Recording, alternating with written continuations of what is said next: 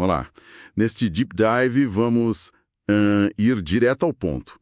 A dívida pública brasileira em 2025 e como ela pode estar, talvez, freando o crescimento.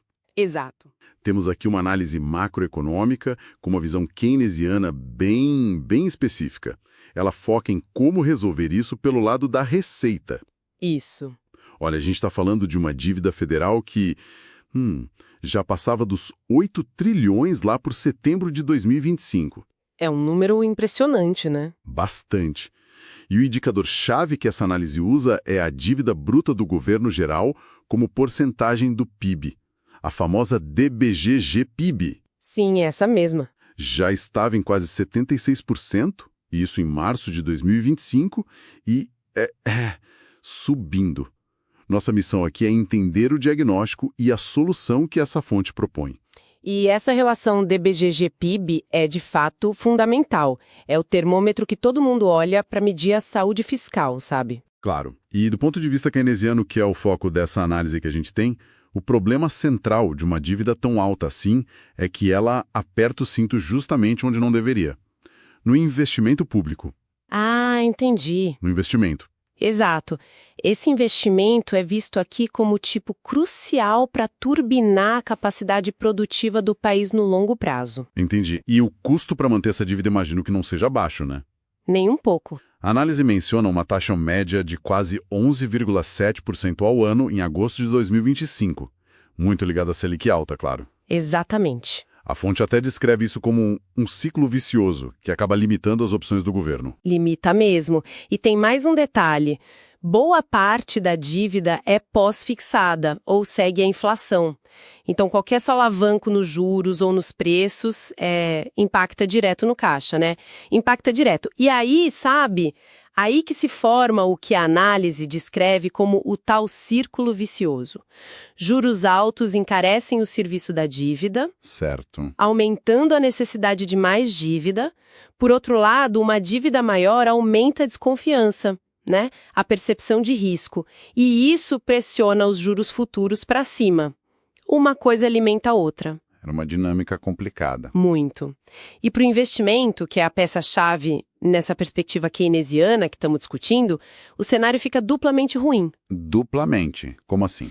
Bom, a incerteza fiscal e os juros altos, eles desencorajam o investimento privado, né? As empresas ficam com o pé atrás. Ok. E, ao mesmo tempo, eles limitam o espaço para o próprio governo investir em infraestrutura, pesquisa, desenvolvimento, coisas que aumentam a produtividade lá na frente. Entendi. E ainda tem a questão do orçamento, né? Ainda tem isso, um orçamento super rígido, com mais de 90% de gastos obrigatórios. E some a isso os desafios de credibilidade do novo arcabouço fiscal. Aquelas regras para controlar as contas. Isso.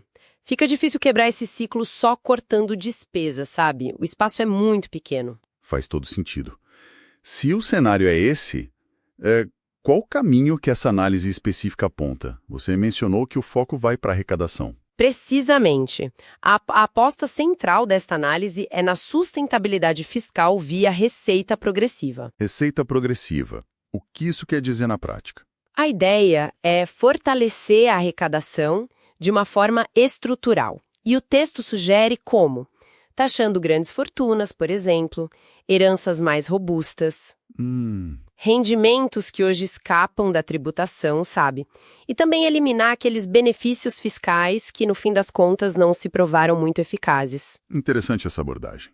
E qual seria a lógica por trás dessa aposta na receita segundo o material? Olha, a argumentação que eles apresentam é que um aumento estrutural da receita atacaria os problemas em várias frentes, de uma vez só. Como assim? Várias frentes. Primeiro, melhoraria o resultado primário, aquela diferença entre arrecadação e gastos, sem contar os juros. Mas, e aqui está o ponto-chave, sem precisar cortar investimentos públicos. Preservando o investimento que é visto como vital. Exato, que é vital para o crescimento na visão keynesiana.